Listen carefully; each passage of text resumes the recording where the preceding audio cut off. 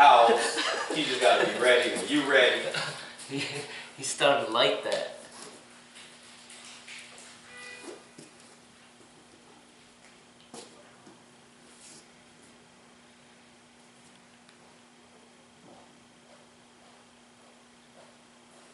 Let's just stretch first.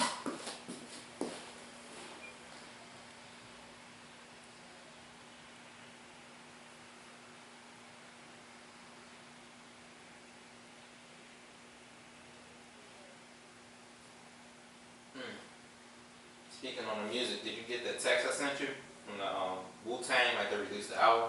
I didn't see that. Well, I got the text, but I didn't check up on it. Is it a new album? Yeah, it's a new album, and I want to get your opinion on it. In my opinion, it's a dope concept. Yeah. But what they did, they took 9 years to make an album. It's a double album, 31 tracks. But instead of like selling like mass consumption, yeah, they put it on sale like a painting, like art. So it went to the highest bidder for $5 million. They're the only person with the Wu-Tang album. But the thing is, the person that bought it, of course, I know what people are thinking, like, oh, I'm going to buy it, and I'm going to put it on sale and collect my money back. They don't have the right to sell it till 88 years from now. So the whole concept of the album is like historic, you know what I'm saying? Like, hey, you got something like a piece of art that only you can listen to that's tailor-made for you. They originally wasn't going to go with that concept. What they were going to do at first was they was going to have it go on tour in like museums, like you know how they have like King Tut, and people would pay just to listen to that album once, and you'll never hear it again. Which I'm like, man, like that's cold because it doesn't water down the integrity of, like, you're not selling records, you know what I'm saying? I mean, they're making money, but they're not doing it to really please the audience. You can really like, hey, this is our art. If you really think it's worth coming to pay $30 or $50 to listen to it, you can do that. And, you know, I don't know. I mean, that's just, to me, that's never been heard before in music. Like, that's cold. Like, it took 9 years to make it? Yeah, well, I mean, they took their time on it. The RZA, the leader of Wu-Tang, like, he took his time on it. Of course, I haven't heard it. Person, it came like in this box, like the top of the box looks like the Quran and shit. It's got, you know, special paper, and it came with like speakers, $50,000 speakers. So whoever owns it now, who bought it, yeah, they can let the public listen to it, or they can put it on public domain. Like if they like, all right, I'm putting it out, and this is Wu-Tang, I want everybody to hear it. They can do that. They just can't sell it. Oh yeah. So what you talk about that museum thing? Like that's something that they're actually doing, or they're not? They were gonna do it, but they changed their mind. I guess, you know, money talks. Like, hey, but that's a dope concept in itself. Like, man, the music is gonna go on tour. People can go and they can hear the music, you know, once. You don't own it. You know what I'm saying? And just like, hey, I heard the album. It's a piece of work. Yeah, but he can't. If they're going on tour, they can't do the whole album, can they? No, not them performing the album. Them releasing the album, like basically being played, I guess, in a room, like a listening party. Oh yeah. And you pay to get in, and you can listen to it, I guess. And that's it. You just hear it once. But I know it sounds ridiculous, but I'm just saying, like, in a way, like, people pay for paintings and shit. Like, people pay a bunch of money just to come and look at a painting. Yeah. So with music, is like, it's art. It's like, hey, you paying to hear this art. Yeah, because, I mean, they're trying to figure out a way to counteract the online piracy thing. Right. Like I said, it's a dope idea just from an artistic standpoint and from a consumer standpoint. Like, you can't rip somebody off when there's only one copy of it. And that's kind of what I'm trying to do with the training. Is like not putting stuff on video, certain things, and you have to learn it directly from here. Right. And then we're not like selling it, like videotaping and then selling it and putting it out there like that. So it's interesting, you know. I mean, it sucks in the standpoint Method Man from Wu-Tang. He's like, man, like everybody should be able to hear the music, but he's like, dude, like the way they're trying to do it. I understand this. RZA looking at it from a historic, like bigger picture. Like, man, 100 years from now, people will still be talking about us. You know what I'm saying? And it's not about the money. It's clearly not about the money. But I hear Method Man like, hey man, I work so hard. That's like you making a super dope form and nobody sees it. Like ever. You know what I'm saying? Like what's the point then? But that inspired me for an idea. And I think I'm going to go with it just on a personal level. I think I'm going to make some music and do like, I don't know, like a gift set to like personal friends or something. And just make so many copies and just give it to people. Like, hey man, this is like a 1 of 30. Like, well, I didn't get one because I don't fuck with you like that.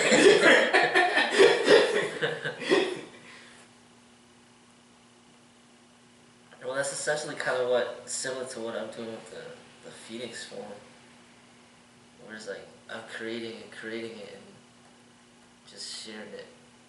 You're just restricting the, access to it, Yeah.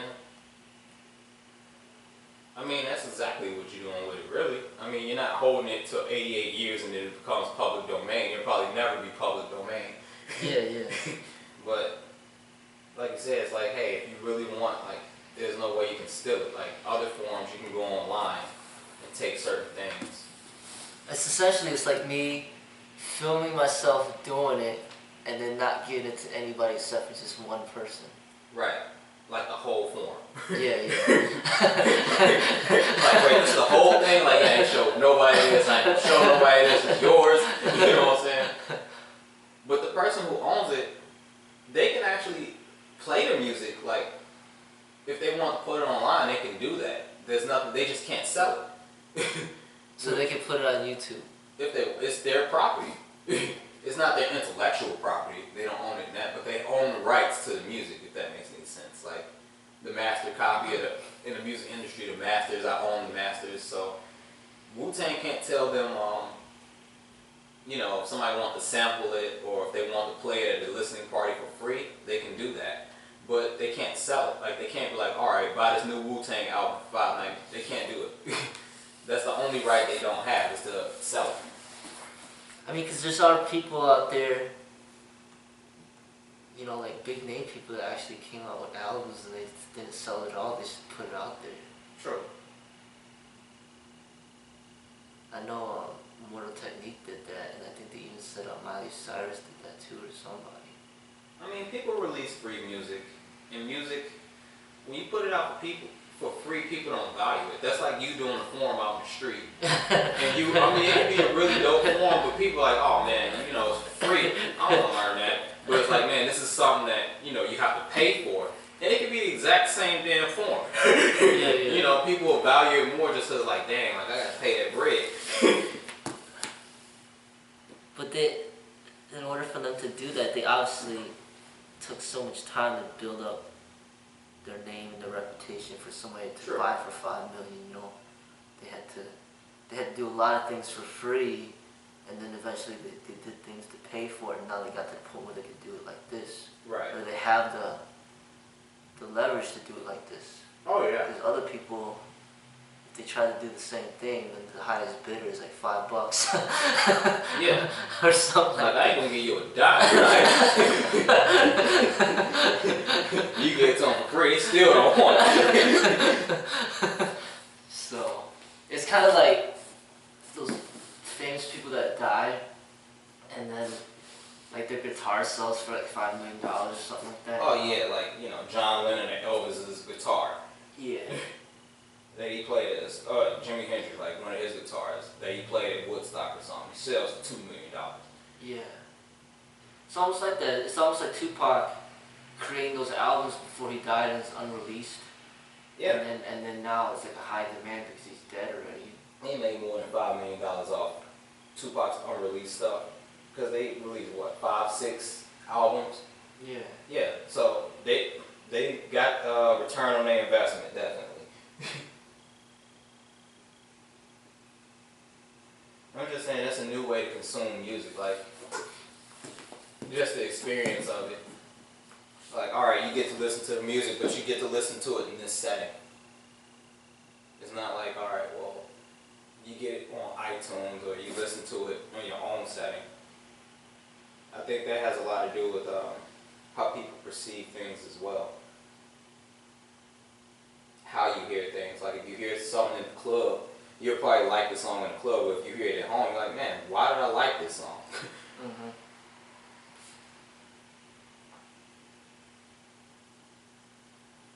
That's interesting. And it's called Shaolin? The album is called Once Upon a Time in Shaolin. Oh, okay. And, you know, Wu-Tang, they borrow everything from Chinese culture regarding that, but I respect it. I mean, they definitely, they've earned the right to use it because they give respect to Chinese culture and that they let people know, yeah, this is where we got it from. Yeah. That's dope. I mean, how do you feel about do you feel it's selfish though? Like, dang, when one person has this album for $5 million, like the rich getting rich, or you feel like it's a dope concept? I think it's good because it kind of, it's like a unique concept to counteract the problems with the internet and piracy and how a lot of artists are just working so hard and like they're not even, you know, a lot of their stuff gets stolen, you know, and it's interesting. I just look at it, it adds value to the music because somebody, like you said, Van Gogh, I remember I didn't even know too much about him until reading a book where he was like, dude, like drew paintings and he didn't sell them, he like draw it and throw it away. And it wasn't until his death that he, you know, his art became big and now people pay, you know, money to go look at one of his paintings when, you know what I'm saying, like he was throwing the stuff away. So with music, it's like, man, like, you know, it's adding value to the music. Yeah. $5 million for an album, that's pretty steep. Cause no, go ahead. Oh no, I was just gonna say it's a lot of money just to buy an album. It better be good. It better sound good. Well, essentially what he's doing is what I'm trying to do with the training. It's like, rather than putting it out there on a video for free and then there's like a few thousand people just clicking ads to get access to it, then you just don't put anything out there and then you force the people to come train here to pay like however much money per hour, you know? Right.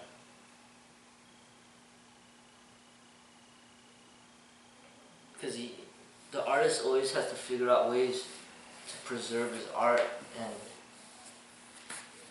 you know, retain its value rather than just, like you said, you know, people don't value things for free. So you gotta make them pay for it.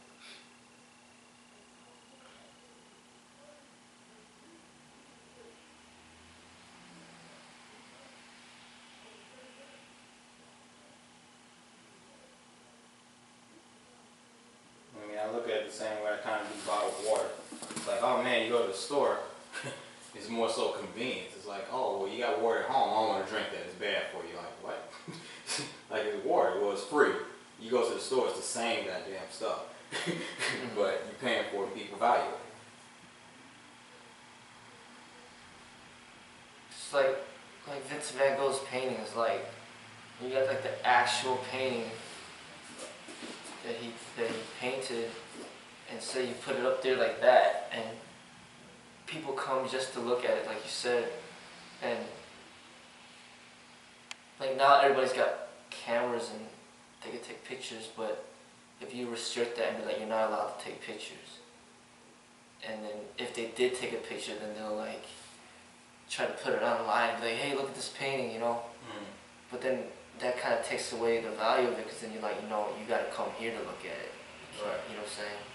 Like back in the day, there wasn't online and there wasn't all these cameras, so somebody could take a picture, but they can't really share it with that many people. Right. But one person that takes a picture, they can share it with like thousands, if not millions of people, like in an instant. And that it takes away, you know, certain things. Because then people will be like, oh, I saw the painting. No, you didn't see it, you know. You saw a reproduction of it. Yeah.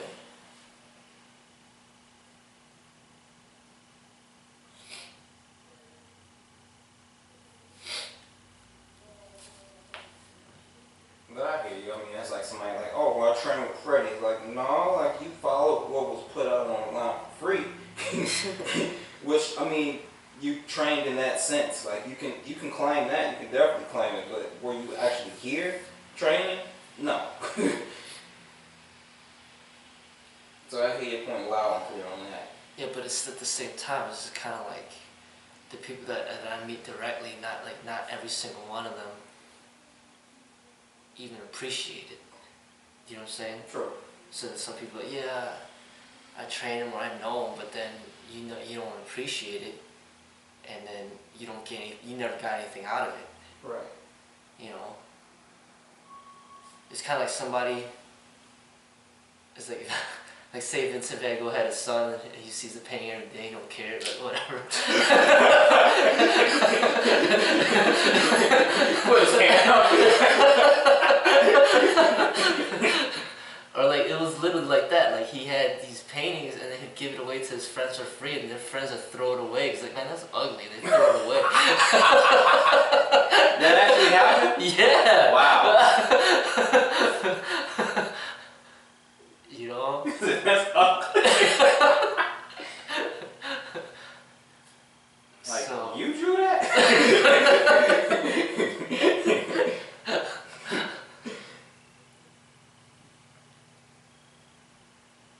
I think as an artist, it's like, it goes both ways. Like for me, I noticed, like to find somebody directly that appreciates what I teach, like it's hard, you know, sometimes.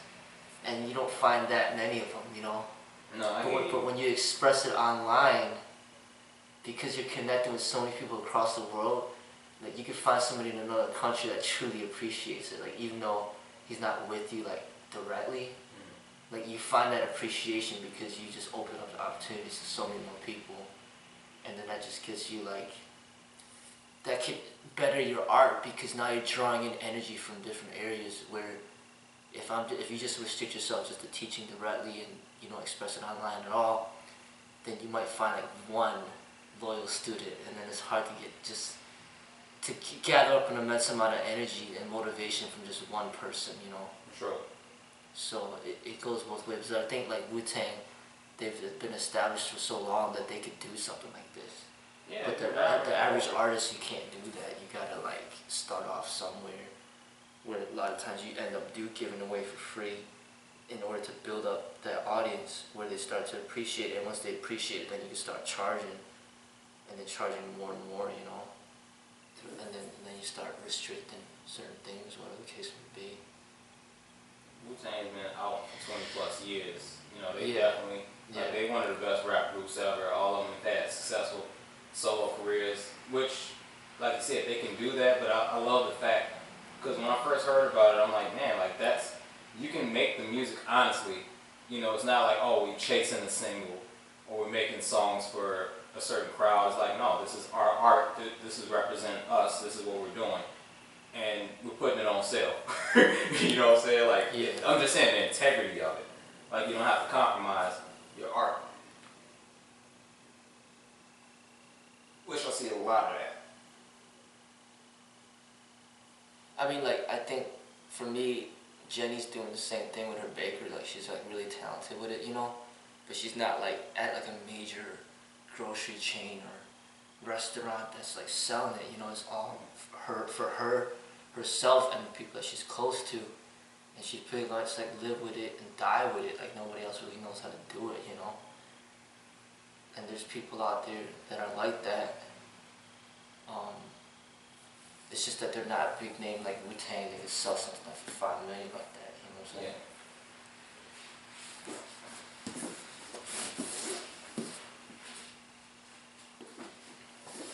But my whole thing is like why it's important to not put it out there just for anybody is because the whole training, the whole purpose is to like get to know the person that you're training with. You know what I'm saying? Like you're supposed to like interact, but if you just put it out there like that, there's no interaction. Right. There's no feedback. It's not even. I can understand from your point as a teacher. Like, hey, do you truly understand what I'm teaching? Like, Yeah. somebody can see the form. the whole wouldn't do reform, and they don't know, you know, practicality of it.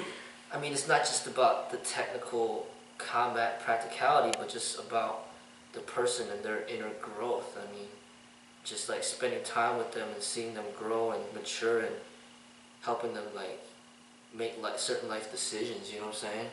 Like not just in here, but just outside. Like just basically like raising my own son, you know what I'm saying? Not just about me training them here 3 times a week for an hour. No, it's like way beyond that, you know, like I had to discipline them or educate them on certain things outside of the actual training that they mess up on and things like that. And then the overall, everything combined as, you know, me being there as a father helps them develop to be a better human being, you know? No, I talked to Lucinda about it, and I mean, this is her words. She like, hey, I like the fact that Freddie has been a good influence in your life. She said that about you to me, so. You're like, yeah, she's definitely pleased that I started training here. That's good to hear. But I got a plan. I'm going to start ruining, you know, what you got going on with your kids regarding biking. I'm doing it slowly but surely. They're going to all want specialized bikes. Like, why y'all like specialized? Well, Brandon told us, like, oh, okay.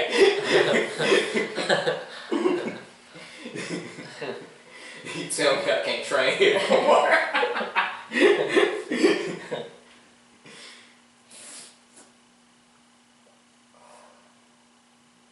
But no, definitely. I mean, heck, that's a good example too. Like the bikes, like the road bikes. You saw the bike I came in here with. Like you definitely helped out with that. Like, nah, man, you need to leave that alone. Leave that big box, Target, Wall, whatever you got there from. Be glad that they stole it. They did you a favor.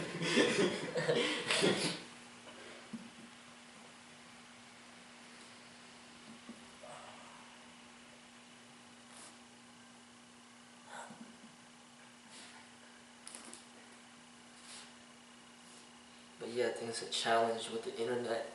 Like you could use it, I think for like growing, not that I think, this is what I see, like growing artists, the internet is a huge opportunity for them, you know.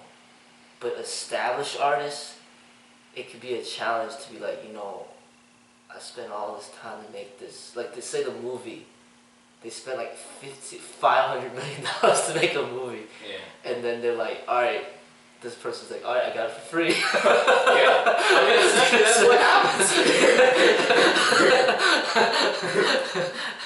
So how much we did at the box office? Oh, y'all made $12 million. We spent $120 million to make this movie. We made $12 million. Like, it's a good movie though. Like, we ain't make no money.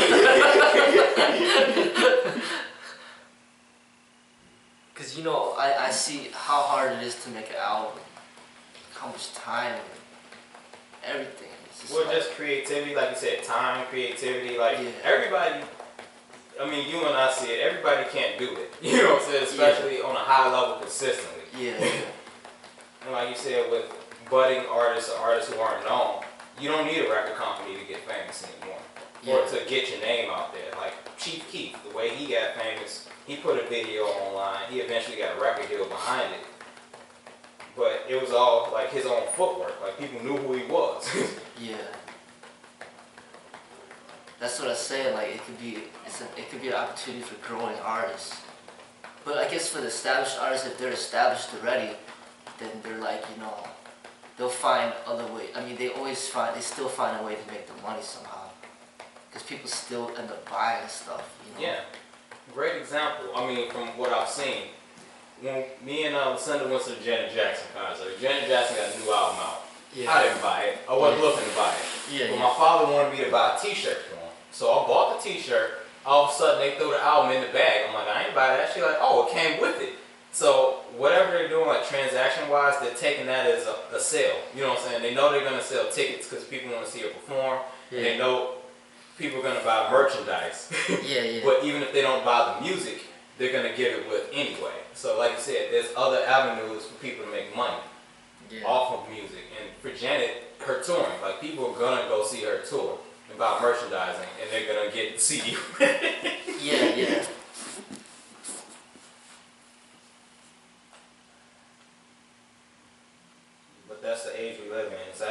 sad. But I think if Google and YouTube do it right, because of all the ads and all that, I mean, if you talk about a video that just, a music video that just came out and there's like, say like there's 100 million views or something, and then the artist is actually getting paid for all the ads and everything, then essentially they can essentially make even more money.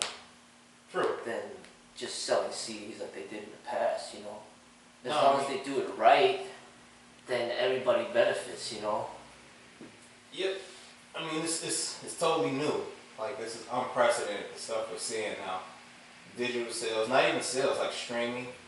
People not even owning the music, but just the right to listen to it. People are paying for it. Yeah. And artists are getting, not what they probably should, but they're getting revenue from that. That's essentially like somebody paying to use YouTube and the right to just watch your video. They don't own it, but they get the right to watch it. Yeah. And you get a cut from it. That's essentially what's going on, which, I mean, that could be a good thing.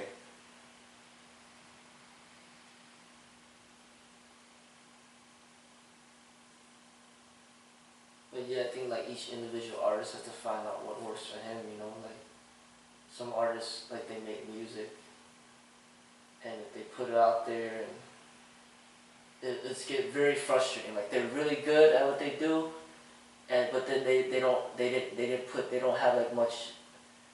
They're not strong in marketing. Like they didn't. Let's say they don't have like a popular YouTube channel, right? Right. And then they put out their music on YouTube, and they put so much work in it. It's really dope, and then it doesn't make any money. But then somebody else steals it, and then they start making money from it. You know what I'm saying? Yeah, I mean, That gets like really frustrating to the point where you're like, no man, I'm not putting nothing out there, you know? Because then it's just gonna, you know, people are just gonna take it, you know?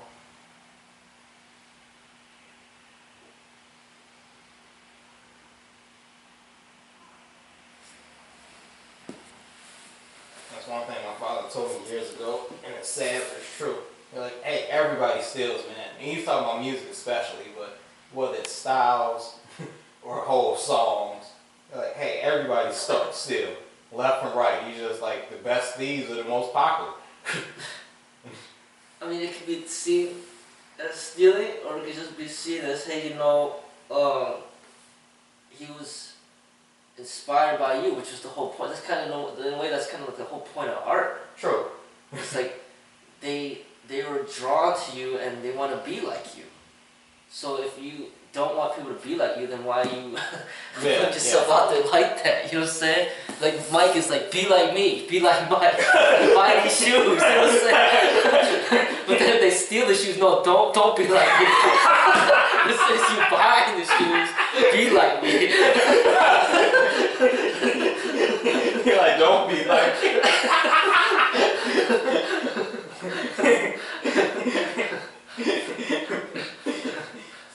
You know what I mean? Like, as long as you get part of the profit, then hey, you know, everybody be like you. They start stealing from you. No, scratch that. Don't be like me. Buy like me.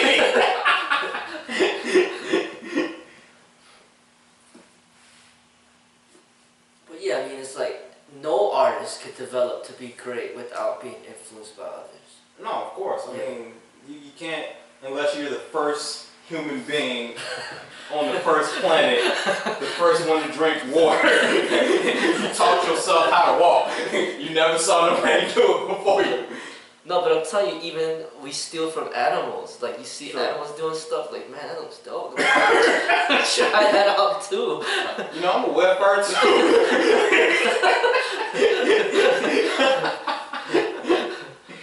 And then animals can't claim nothing because they don't even know what's going on. They're just, you know, doing things naturally. And people take things from them. But that's like the Tao. That's kind of what the Tao teaches. Just kind of like, it's just natural. Like natural law.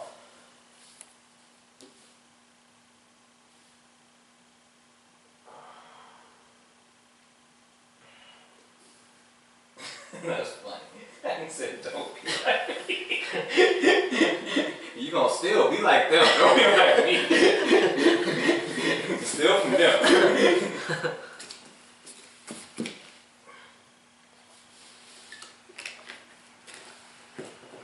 That's why I got a lot of beat makers. In general, what they do is they'll be like, all right, you know, you can use this beat as long as you don't make money from it.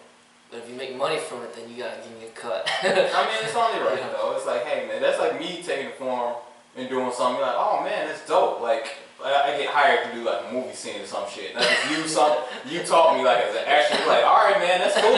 What am I cut at? Like, what you talking about? Like, man, I taught you that shit.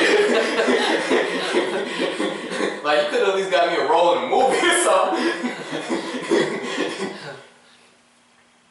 See, that's the thing though, like, I think even by law, like the martial arts forms and all that, it's unprotected, like the law can't protect it. And that's why with the martial arts, it just gets kind of, it's unregulated. It's pretty much like a YouTube that's unregulated. It is. But with music, it's more regulated because it's like, it's set, you know? They be like, hey, you know, that's the beat, and they stole this, blah, blah, blah, you know? But the martial arts, it's like they can't really do that. That's why there's just so much, it's like everywhere. Well, after a certain amount of time, like I don't know how much you know about like music, but like after a certain amount of time, you can't sell certain music, like Christmas songs from back in the day. Yeah. Like those type of pieces, they're public domain. Anybody can play it. Okay. And you can sell like, all right, this is my version of it. That's why you got a lot of operas. They do like Beethoven and Mozart because nobody can lay claim to it. Okay. Like they give the writer the credit, but they can't be, oh well, you sampled this song. It's like, yeah, this is who wrote it and I'm playing my rendition of it. Yeah. So it's really a time-based thing. Like after so much time, it's public domain anyway.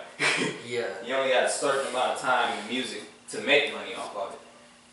I don't know about movies, but in music you got, I don't know, like 50, 60 years, something, not even 60 years, like maybe 80 years. Mm-hmm.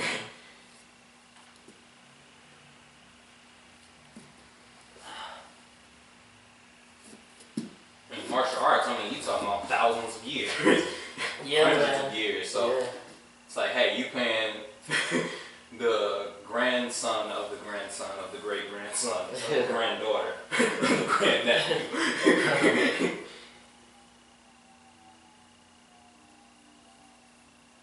I guess that's kind of what's going back to, like you said, the Wu-Tang giving credit, making sure that they're giving credit to the Chinese culture, like this is where we got from. They have to. So when you're training in martial arts and you learn something from like the Chinese way, and you've been doing it for like say 10 years, 20 years, then it's only right that you give credit back to the Chinese culture, opposed to being like, all right, I trained this in 20 years, but now I'm in karate now, and you start learning karate. What? You know what I'm saying?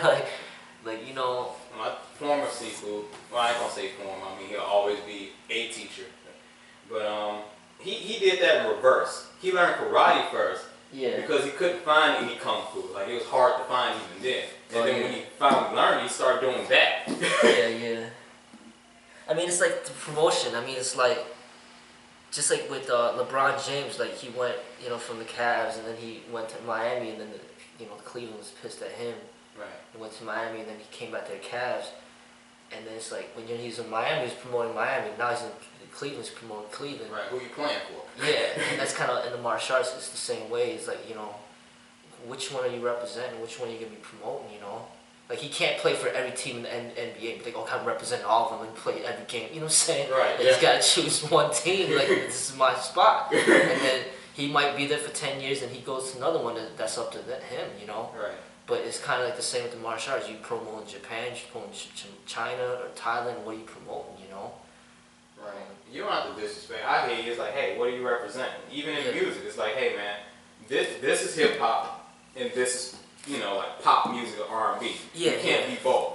Yeah. Hence, you have somebody like Drake. Like, well, he's a singer, he's / rapper. It's like, yeah, he can rap, but he's not representing like rap to the fullest. He definitely wouldn't be in Wu-Tang. I can say that.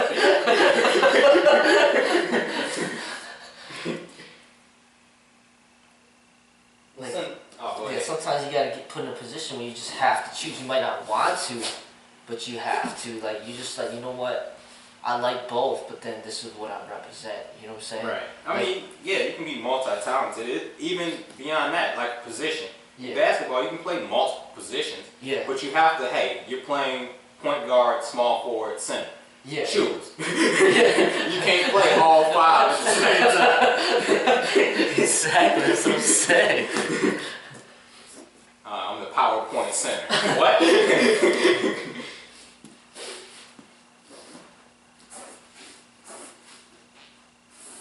Yeah, I think that's important, you know, like when you get that understanding to go with that, because especially in a business sense, you know, like it's important, because I was thinking about the whole restaurant thing again, because I went to a Chinese restaurant yesterday. They had awesome food, you know. But you look at the menu, it's all Chinese food, but when I looked at the fried rice menu, one of it said like Japanese fried rice. So, but it's a Chinese restaurant, but Right.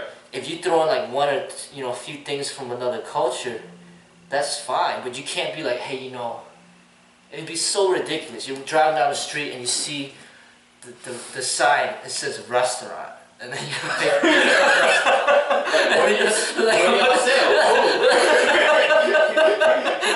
yeah, that's the thing. Like, what kind of restaurant is this? And then you're like, we serve breakfast, lunch, and dinner. I'm like, okay, but what do you serve? It's like everything. Really? Like everything? Like you can't. It's impossible. Super generic, right? Like you cannot sell everything. You know, like you have to choose. So it's like you have a lot of places where they might be labeled like kind of in a way like Pan-Asian, you know, but a lot of them will be like actually it's a Chinese restaurant, but then they'll like there'll be like a Chinese restaurant. There's some Chinese food, but then they'll have like sushi there.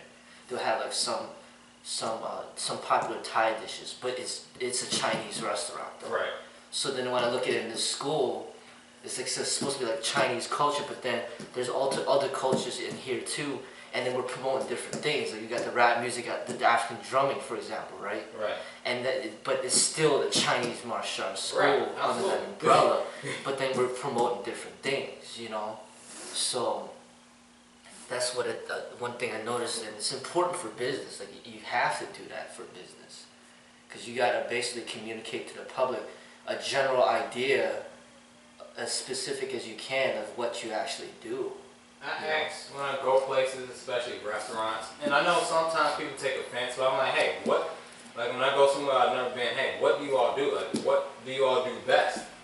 And even if I'm not here for that, it's like, hey, well, you know, what do you specialize in? Like, you're not gonna go to a steakhouse looking for a great lobster. You know what I'm saying? Like, they might sell great lobsters, but what they really do is steak. Yeah. I mean, and they might get to the point where they might be the best at both, but Right. then they established that name for so long, they're still known as a steakhouse. Right. But then the people that know about them know that they sell great, you know, seafood as well. Because just like the business name is constant. It's like Freddie's Mom Kung Fu. You know how much effort, you know how hard it would be to change that, like when you establish something for so long, you know, that people just know you for that name. But it doesn't mean you're limited by that name. But it's just what you're known for, you know. Right. And then just like, you know, they had the Dominics, and that went like say 120 years, and then they had to drop that name, and now it's like Marianos, you know. Right. Like there's a name that you choose, and you gotta stick with that. That's what, because you're spending so many years and decades to build upon this reputation. I mean, even when places get bought out, they still keep the name, even though the head company owns it. Yeah. Like, I think Super Value or Outwit Centers, they own Jewel, but we know it as Jewel, like the grocery chain. But the company that owns it is Super Value.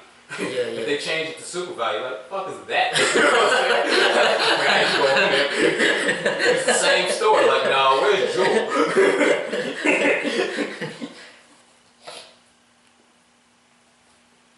So I think, especially in the martial arts, if you understand business more and how important it is, you know, certain things in business, then that's how you can grow more successful martial arts school. Because there's art and business is different, you know. Like art is like, it's hard to grasp onto the truth. Like you don't want to label anything, you just want to kind of just be free. But that's like the opposite of business. So you gotta like learn the proper way to conduct business, if you want to successfully promote your art, you know? Yeah, when I think business, I think tangibles, like media. Like, you have music, but music is changed. Like, it used to be vinyl. Then it became a cassette. Then it became a disc. Now it's a digital download. It's all music, but the way it's consumed is different. So the media, like in business, is like, all right, we've consumed discs, CDs, vinyl, digital downloads. Like you said, but the actual art is all the same. It's intangible. Just like the way people would consume training here is like, hey, you know, back in the day before all this stuff, you had to just be here. Yeah, yeah. And now it's like people can follow online, or like you can make a DVD or something, or have even an instructional book. It'll all be the, you know, art. It's just consumed differently. But it's just like, they only get a parts of it though, especially with the training. Because with the music, I mean, clearly there's a difference if they're singing it and right in front of you. True. And then, you know, now you listen to an audio version, or you might be in a concert. But in the training, for example, they'll get like bits and parts of little things, but it's like you can't, like you just can't get the whole experience. You know, like you can't spar with the I was video. just thinking about that, yeah. But not just sparring, but just like the video's never gonna come out of the screen and be like, hey, you're doing a horse dance wrong. Fix it up. You know what I'm saying? Yeah. Like there's no one giving you any feedback. You know, you're just on your own, and the teacher's not there to monitor and like left hook on your hands. yeah, like to monitor like if you're actually grasping it and understanding it. It's all like self analyzation, and that in itself it's very difficult, you know, to really to do everything on your own without the person there correcting what you need to work on, you know. Not just in the physical sense, but also like in a spiritual level too, you know. You know, when you say that, and I'm not saying in a disrespectful way, I think about Derek, like, yeah, like, physically he was fine. He was actually ahead of a lot of people here, but spiritually, I mean, I don't know what it was. I don't know if you know what it was. There's some stuff he needed to work on. Oh yeah, for sure. And I mean, it's not a bad thing, but that's a great example. Like, hey, you know, it's not anything tangible, but it's clearly like, all right, this needs to be addressed. Yes. Yeah, that's a big one, because it's like, if somebody's gonna be representing a school or an art, they gotta be there. Like as far as the body, mind, and spirit is concerned, and the person who's arranging this group or this organization, he has to have the authority to be like, you know what, you're not meeting up to the standards of this company or this school or this group. You need to fix on this before you're going to be claiming to be representing this. You know what I'm saying? Right. And when you're just looking at a video, you don't get any of that. The video's not going to come out and say, you know what, Shen, you suck. You know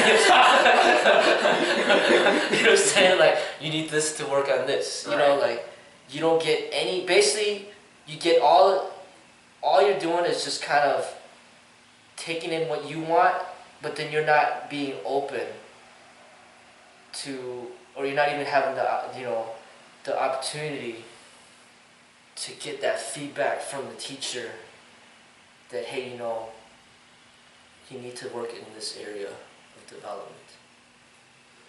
And then it puts all the pressure on you to do it yourself. But a lot of times, people, they don't want to do that because it's sometimes just hard work. it's hard, and then also it's kind of like putting in their work. I mean, just kind of like it's easier to focus on the things that you're good at and not on the things that you need to work on, basically, you know. Right. Heck, that actually, it works both ways, I think. Even for, you have the artist and the person consuming the art, but it helps the artist too. Like you said, people performing. You know, if somebody listens to your music and you're not being around, or let's say looking at your form, you don't get the criticism of it as an artist. Like if you perform live and people boo you, you know, like, man, my song sucks. But if you just play it for people when you're never around, people are like, yeah, That song sucked. He's like, man, it's the best song I ever made. People like, yeah, we don't like it. There's no way for you to know. But then again, with the art, it's just like you're saying about the Wu-Tang, it's not about other people either, you know? True.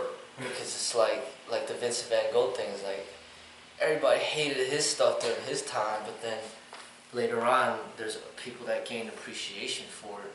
Or like, what I'm talking about before is like you could be living in the States just like Bruce Lee, and like, oh, you know, just another Chinese guy, have him work in the kitchen, you know what I'm saying? Yeah. Like they don't care nothing about him, but then he goes to Hong Kong, and there he's like a superstar, you know, they respect him. And Like I think the Green Hornets, the Kato show. that's what I said. It's like, that's why I said the internet could be an opportunity for artists, because you might not find appreciation from the people within your neighborhood or directly with you, but then you might find appreciation from people in other parts of the world. And then when you get the support of those people, that energy that comes together could blow you up, you know. Yeah. I mean, in Vincent Van Gogh's point of view, it's probably across time. Like people of his own time didn't get him. Yeah.